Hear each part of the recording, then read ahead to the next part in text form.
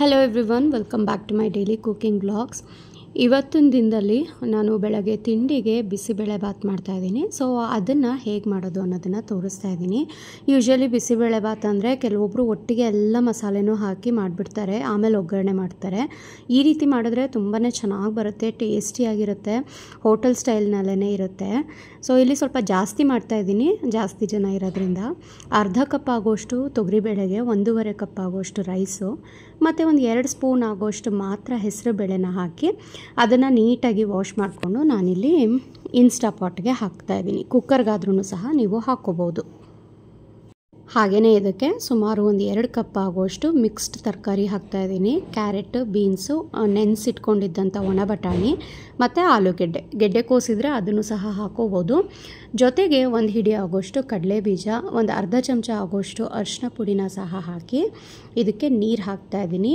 ನೀರು ಎಷ್ಟು ಬೇಕು ಅಂತ ಅಂದರೆ, ಈಗ ನಾವು 1.5 ಕಪ್ ಅಳತೆ ರೈಸ್ಗೆ 3 ಕಪ್ ಅಳತೆ ನೀರನ್ನು ಸೇರಿಸ್ತಾ ಇದ್ದೀನಿ. ರೈಸ್ಗೆ ನಾರ್ಮಲಾಗಿ 1 to ಡಬಲ್ ನಾವು ಹೇಗೆ ನೀರು ಹಾಕೋತೀವಿ ಹಾಗೆಯೇ. ಅರ್ಧ ಕಪ್ ಬೇಳೆ ಹಾಕಿದ್ದೀವಲ್ವ, ಬೇಳೆ ಮತ್ತು ಹೆಸರು ಬೇಳೆಗೆ ಸೇರಿಸಿ 1 ಕಪ್ಪು. ಹೆಸರು ಬೇಳೆ 2 ಸ್ಪೂನ್ ಅಲ್ವ ಹಾಕಿರೋದು, ಹಾಗಾಗಿ ಅದಕ್ಕೆ 1 ಕಪ್ಪು ಮತ್ತು ಈ ತರಕಾರಿಗಳಿಗೆ 1 ಕಪ್ಪು ಅನ್ನೋ ರೀತಿಯಲ್ಲಿ 5 ಕಪ್ ಆಗುವಷ್ಟು ನೀರನ್ನು ನಾನು ಸೇರಿಸಿದ್ದೀನಿ. ಇದಕ್ಕೇನು ಉಪ್ಪೆಲ್ಲ ಏನು ಹಾಕೋದು ಬೇಡ, ಜಸ್ಟ್ ಲಿಡ್ನ ಕ್ಲೋಸ್ ಮಾಡಿ ನೀವು 1 ವಿಸಲ್ ಆದರೂ ತೊಗೋಬೋದು. ಇಲ್ಲಿ ನಾನು ಟೈಮರ್ ಸೆಟ್ ಮಾಡ್ತಾಯಿದ್ದೀನಿ, ರೈಸ್ ಅನ್ನೋದಕ್ಕೆ ಸೆಟ್ ಮಾಡಿ ಇಡ್ತಾಯಿದ್ದೀನಿ. ಅದು ಸೆಟ್ ಆಗೋಷ್ಟರಲ್ಲಿ ಬಿಸಿಬೇಳೆಬಾತ್ಗೆ ಸೈಡ್ನಲ್ಲಿ ಒಗ್ಗರಣೆ ಮಾಡ್ಕೊಳ್ಳೋದಕ್ಕೆ ಎಣ್ಣೆಗೆ ನಾನು ಸ್ವಲ್ಪ ಸಾಸಿವೆ, ಜೀರಿಗೆ, ಕಡಲೆಬೇಳೆ, ಕರಿಬೇವಿನ ಸೊಪ್ಪು, ಒಂದು 2 ರಿಂದ 3 ಆಗುವಷ್ಟು ಒಣಮೆಣಸಿನ್ಕಾಯಿ ಮತ್ತು ಇಂಗು.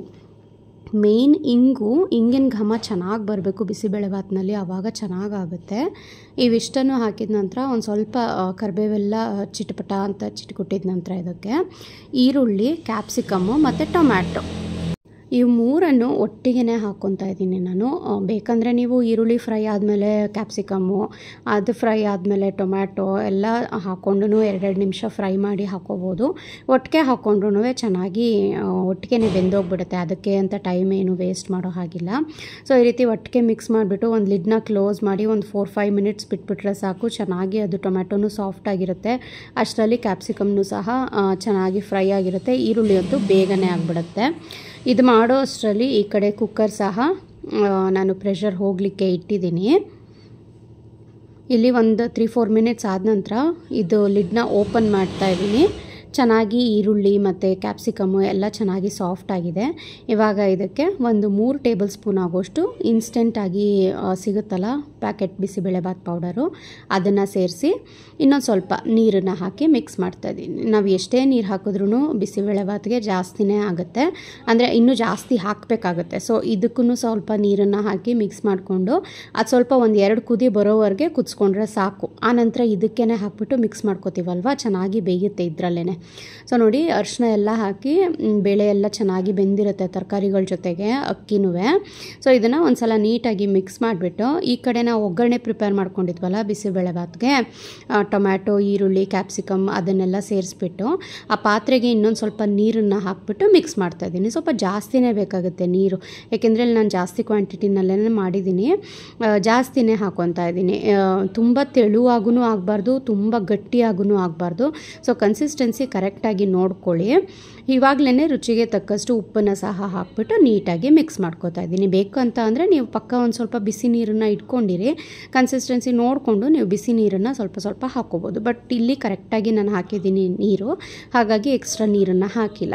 1 ಪೀಸ್ ಆಗೋಷ್ಟು ಬೆಲ್ಲನೂ ಸಹ ಮಿಕ್ಸ್ ಮಾಡಿದ್ದೀನಿ. ಬಿಸಿಬೇಳೆಬಾತ್ಗೆ ಬೆಲ್ಲ, ಇಂಗು ಇವೆಲ್ಲ ಹಾಕಲೇಬೇಕು. ಹುಳಿಗೆ ನಾನಿಲ್ಲಿ ಹುಳಿ ಟೊಮ್ಯಾಟೊ ಯೂಸ್ ಮಾಡಿದ್ದೀನಿ, 3 ಟೊಮ್ಯಾಟೊ, ಹಾಗಾಗಿ ಹುಣಸೆ ಹುಳಿನ ಹಾಕಿಲ್ಲ.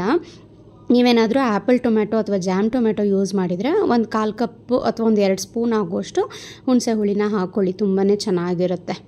1 ಕುದಿ ಬರ್ತಿದ್ದ ಹಾಗೆಯೇ ಫೈನಲಾಗಿ ಕೊತ್ತಂಬರಿ ಸೊಪ್ಪನ್ನು ಹಾಕ್ಬಿಟ್ಟು ಸ್ಟವ್ನ ಆಫ್ ಮಾಡಿದ್ರೆ ಆಯಿತು.